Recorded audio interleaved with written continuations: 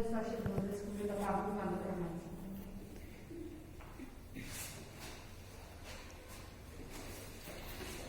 Morning students.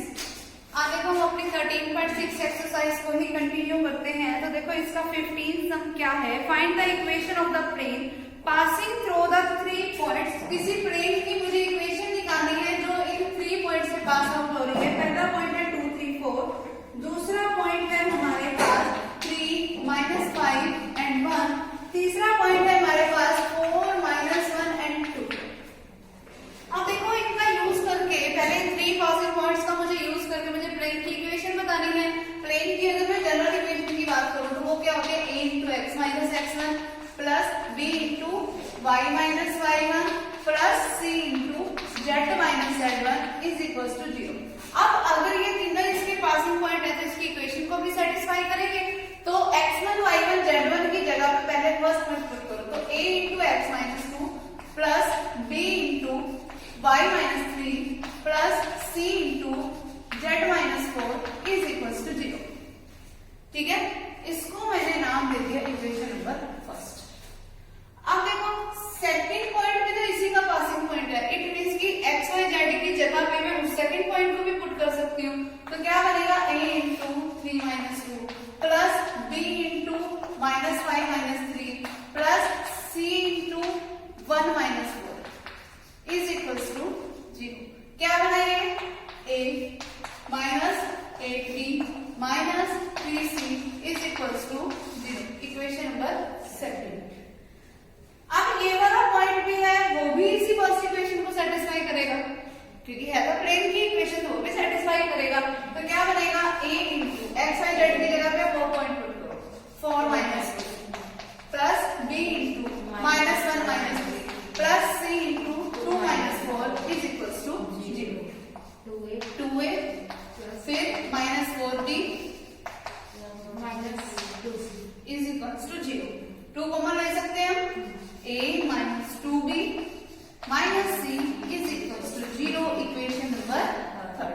अब second और third equation का यूज करके और क्रॉस मल्टीप्लिकेशन मेथड से मैं a की वैल्यू निकाल सकती हूँ, b की भी निकाल सकते हैं, c की भी निकाल सकते हैं। अब a की वैल्यू अगर मुझे निकालनी है तो मुझे इन दोनों a को छोड़ना पड़ेगा, फिर माइनस के 8 की मल्टीप्लिकेशन माइनस के 1 के साथ क्या आएगा, प्लस का 8, फिर उसमें माइनस क्या आएगा, माइनस के 3 की मल्टीप्लिकेशन माइनस के 2 के साथ, तो क्या आएगा, प्लस का 6,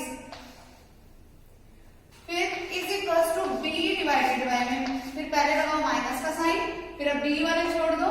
अब 1 की मल्टीप्लिकेशन -1 के साथ तो माइनस का 1, माइनस में क्या आएगा, -3 की मल्टीप्लिकेशन 1 के साथ तो माइनस का 3 और ये माइनस माइनस क्या हो गया, प्लस का 3।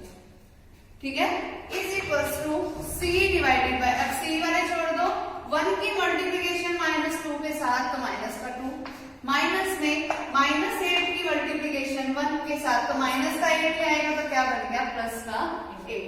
तो क्या बन जाएगा, a/2 is equals to b by, यहाँ से आया 2 और बाहर माइनस पड़ा था तो ये बन गया माइनस का 2 is equals to c/6 is equals to something k। किसी कांस्टेंट k के इक्वल होगा, तो a की तो वैल्यू क्या हो गई मेरे पास, 2k, b की वैल्यू क्या आ गई, -2k, c की वैल्यू क्या आ गई, 6k। अब ये जो a, b और c की वैल्यू आई है इक्वेशन नंबर फर्स्ट में पुट कर दो, क्या बनेगा, 2k into x minus 2 plus b की जगह पे माइनस का 2k into में y minus 3 फिर प्लस का 6k into में z minus 4 is equals to 0। अब ये जो इक्वेशन बनी है हमारे पास, इसमें से 2k सब में से कॉमन आ रहा है, तो 2k कॉमन ले लो। 2k अगर मैंने कॉमन ले लिया तो क्या बच गया, x minus 2। यहाँ से 2k कॉमन चला गया लेकिन माइनस पड़ा है, तो माइनस के अंदर मल्टीप्लिकेशन माइनस का y प्लस का 3। 2k कॉमन चला गया लेकिन 3 तो पड़ा है, अभी 6k है यहाँ पर, 2k कॉमन गया तो 3 तो पड़ा, 3 की z minus 4 के साथ multiplication 3z minus 12 is equals to 0। 2k उधर जाएगा तो डिवाइड में चला जाएगा। ठीक है, बचा क्या मेरे पास, x minus y plus 3z minus का 2 प्लस का 3 प्लस का 1 minus 12 मीन्स माइनस का 11 इज इक्वल्स टू 0। ये हो गई मेरे पास required equation of the plane, ठीक है, प्लेन की इक्वेशन निकल गई। उसके बाद उसने हमसे देखो पूछा क्या है, find the angles which the normal makes with the plane with the axis. अब देखो हमें अब क्या निकालना है, एंगल्स निकालना है, यानी कि डायरेक्शन कोसाइन से निकालना है। अभी जो मेरे पास इक्वेशन बनी है वो नॉर्मल वेक्टर की बनी है। अब देखो इसके डायरेक्शन रेशियोज क्या है, 1 माइनस 3, ये डायरेक्शन रेशियोज है। अगर मुझे इसके डायरेक्शन कोसाइन से निकालना है तो मुझे इसी को डिवाइड करना पड़ेगा इसके मैग्नीट्यूड से। अगर मैं मैग्नीट्यूड निकालूं तो इसका मैग्नीट्यूड क्या आएगा, under the root of 1 + 1 + 9 means root of 11। तो इसके डायरेक्शन कोसाइंस क्या हो गए, 1/√11 माइनस 1/√11 और 3/√11। ये क्या हो गया, direction cosines of the plane. समझ आ गई बात, क्लियर है। नेक्स्ट देखो,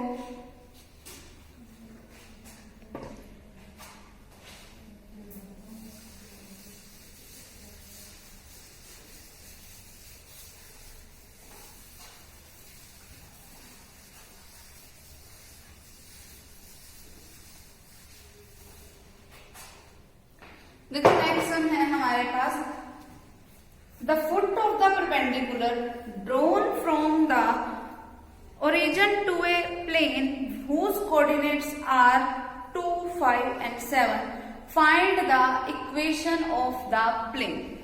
कि ना कोई भी एक प्लेन है, तो पहले ना हमने लिया क्या, प्लेन ले लिया, ठीक है, एक हमने प्लेन लिया, फिर हमने एक पॉइंट लिया है ओरिजिन वाला, ओ नाम दिया जिसको हमने 0, 0, 0, ओरिजिन वाला है तो यही बनेगा 0, 0, 0। अब यहां से ना एक परपेंडिकुलर ड्रॉ किया गया प्लेन पे अप टू द पॉइंट मान लो P तक, ठीक है। इसका मतलब O से अगर P तक हमने पॉइंट ड्रॉ किया है, O से हमने परपेंडिकुलर अगर ड्रॉ किया तो मतलब OP वेक्टर जो होगा वो इसका राइट डायरेक्शन होगा, क्योंकि हम O से P पे गए। समझ आई बात। फिर अब ये जो हमारे पास परपेंडिकुलर वाला ये जो पॉइंट है ना, इसके कोऑर्डिनेट्स मुझे दे रखे हैं 2, 5 and 7। अब मुझे करना क्या है, find the equation of the plane. मुझे इस प्लेन की इक्वेशन बतानी है। देखो अगर ध्यान से देखो तो एक प्लेन के ऊपर ये वाला पॉइंट है, इट मींस कि इस प्लेन का ये एक पासिंग पॉइंट भी तो हो गया, क्योंकि ये पॉइंट जब वो प्लेन के ऊपर है तो मतलब ये इस पॉइंट के लिए कोई पासिंग पॉइंट का भी काम कर रहा है। तो R1 वेक्टर मेरे पास क्या है, 2i plus 5j plus 7k। समझ आएगा।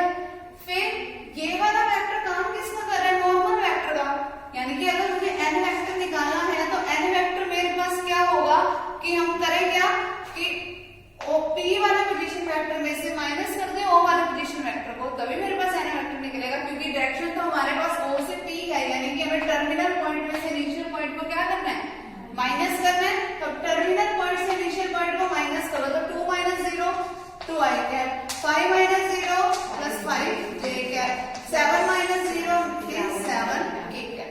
अब R1 वेक्टर की वैल्यू मुझे पता है, n वेक्टर की मुझे वैल्यू पता है, करके बताओगे बताएगा 2 - 0, डायरेक्ट मत लिख देना, ठीक है। तो ये n वेक्टर हो गया। अब मेरे पास किसी भी प्लेन की इक्वेशन निकालने का तरीका क्या होता है, r vector minus r1 vector dot n vector is equals to 0। बस अब वैल्यूज पुट करती है, हमारे पास क्या आ जाएगी, इक्वेशन ऑफ द प्लेन। समझ आ गई बात। अगला देखो, find the equation of the plane that bisect the line joining these two points and is right angle to the line. कि हमें किसी एक ऐसे हमारे पास प्लेन की हमें इक्वेशन निकालनी है। देखो तो पहले हमने बना लिया एक प्लेन, ये प्लेन की मुझे इक्वेशन निकालनी है, और ये जो प्लेन है ना परपेंडिकुलर है एक ऐसी लाइन के जो किन दो पॉइंट्स को ज्वाइन करके बनी है, जिसका पहला पॉइंट हमें बोल रखा क्या है 1, 2, 3, कोई दूसरा पॉइंट हमें क्या बोल रखा है 3, 4, 5। ठीक है, हमने एक लाइन ले ली जो कि इस प्लेन के बीच से क्रॉस होती है, ठीक है।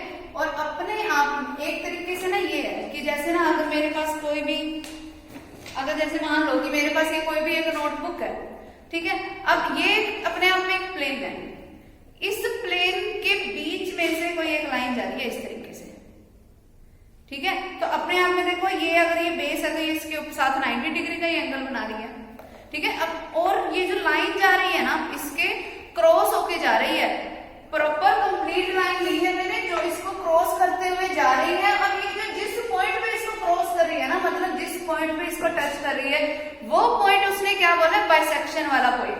मींस कि ये पॉइंट जो है वो इसका मिड पॉइंट है, ठीक है। क्योंकि उसने हमें बोला कि जो प्लेन के बीच से ये जो लाइन जा रही है ना, वो उसको क्या कर रही है, बाइसेक्ट कर रही है इसको।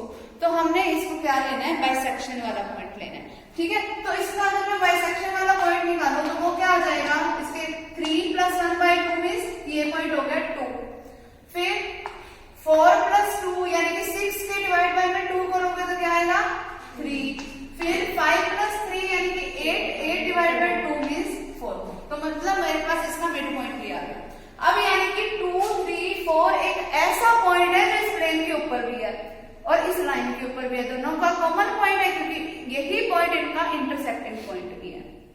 आगे समझ। तो इस प्लेन के लिए R1 वेक्टर मेरे पास क्या है, 2i + 3j + 4k।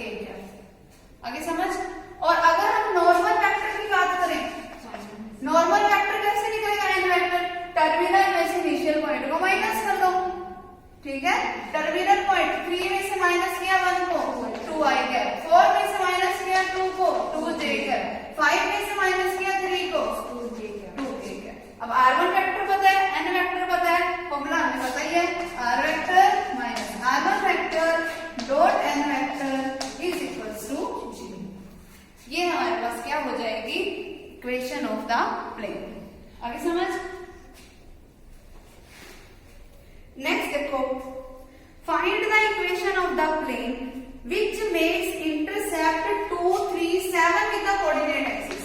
2, 3, 7 अगर वो इंटरसेप्ट बना रहा है, इंटरसेप्ट वाली फॉर्म हमने पढ़ी हुई है ना, क्या है intercept form, x/a + y/b + z/c is equals to 1।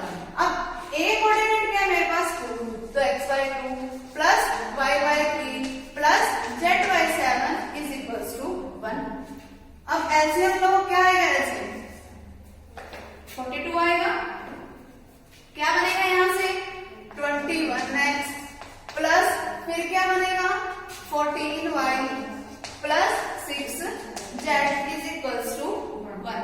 42 उधर जाके मल्टीप्लाई हो जाएगा तो 21x + 14y + 6z is equals to 42, जो कि इधर आगे माइनस हो गया तो -42 इज इक्वल्स टू 0। ये हमारे पास क्या हो गया, required equation of the plane. समझ आ गया। अब हम चलते हैं next. Any problem in this?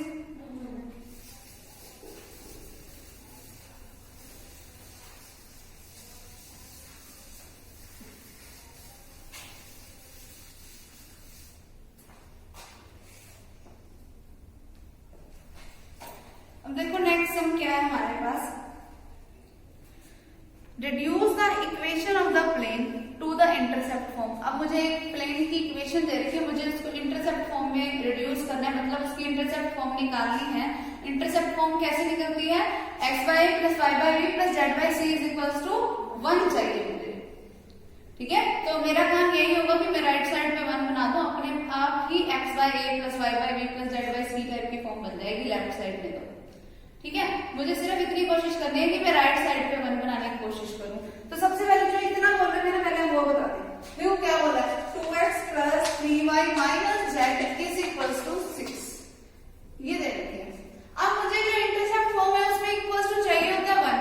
अब इस इक्वेशन में इक्वल्स टू 1 तभी बनेगा जब मैं दोनों साइडों को 6 से डिवाइड कर दूं, तभी बनेगा 6/6 करके 1। तो अगर मैं इसको 6 से डिवाइड करूं तो 2x/6 + 3y/6 फिर प्लस माइनस का z/6 इज इक्वल्स टू 6/6, ठीक है। अब ये क्या बन गया, x/3 + y/2 + z/-6 is equals to 1, क्योंकि उसमें z भी पॉजिटिव होता है। आगे समझ।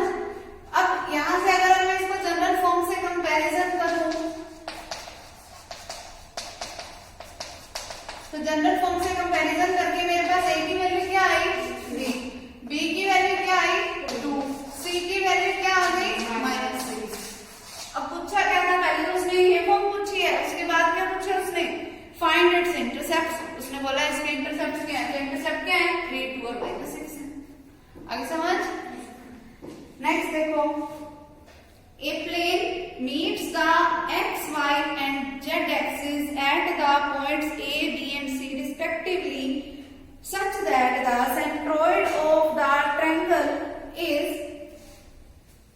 1 minus root 3। तो पहले ना हमने ना कोई ट्रायंगल ले लिया, इस ट्रायंगल का ना मुझे एक सेंट्रोइड दे रखा है, इस ट्रायंगल का मुझे एक सेंट्रोइड दे रखा है, और वो जो सेंट्रोइड है ना वो हमारे पास क्या है 1 माइनस 2 और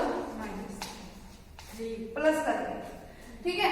और इसके जो 3 पॉइंट्स है ना वो है कोई ए, कोई बी, कोई सी, इस तरीके से।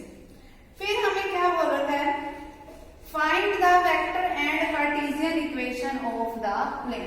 अब मुझे इसकी वेक्टर और कार्टेशियन इक्वेशन बनानी है प्लेन की।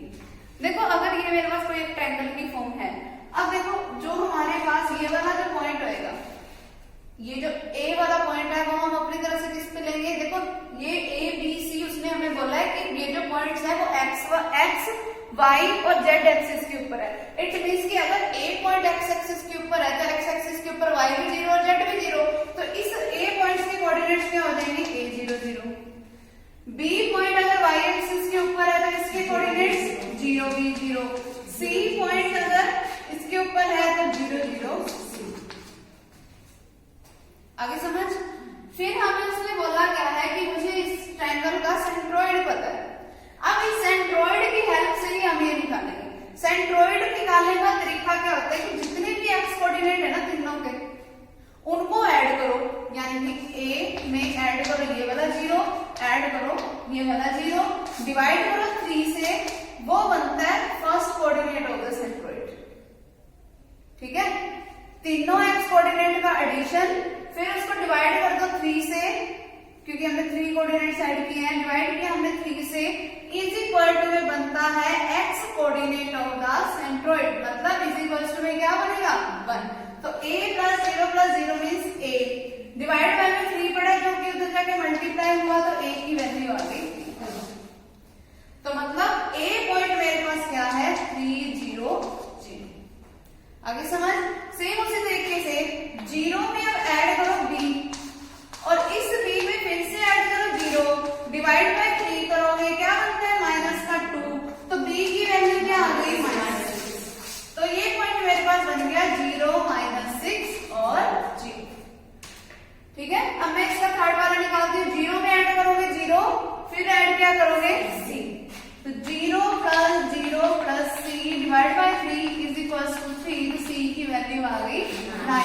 तो ये पॉइंट हो गया मेरे पास 0 0 और 9। अब एक प्लेन की मुझे इक्वेशन निकालनी है जब मुझे उसके 3 पासिंग पॉइंट पता है। निकालनी है ना, पहले भी कई बार 3 पासिंग पॉइंट पता हो, तो बस वही करना है। आगे समझ। तो ये एक्सरसाइज हमारी कंप्लीट हो गई। नेक्स्ट टाइम हम अपनी नेक्स्ट एक्सरसाइज करेंगे एंगल बिटवीन टू प्लेन्स वाली। वैसे वो एक्सरसाइज है, लेकिन उसमें सिर्फ हमारे पास एंगल बिटवीन टू प्लेन्स नहीं है, हमारे पास और भी इक्वेशंस भी निकालने वाले हैं। तो वो सिर्फ हम इक्वेशन निकालने वाले सम करेंगे, जो जिसमें हमें एंगल निकालने होंगे वो हमारे सिलेबस से कट है। तो आधी एक्सरसाइज हमारी कट होगी और आधी एक्सरसाइज हम करते हैं।